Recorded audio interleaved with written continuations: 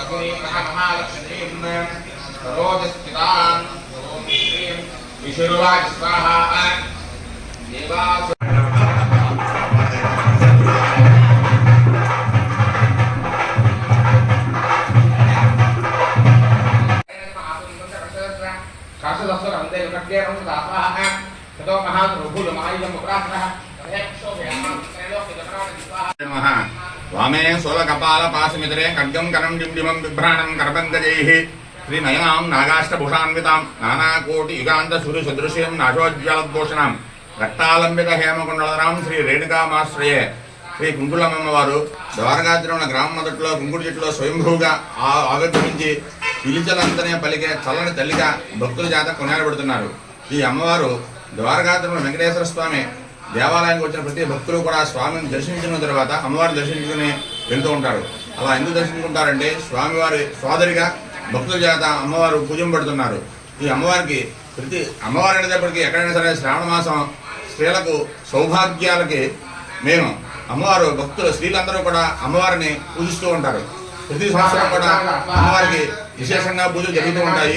ఈరోజు శ్రావణ శుక్రవారం మొదటి శుక్రవారం వలన భక్తులందరూ వచ్చి అమ్మవారిని దర్శించుకుంటారు.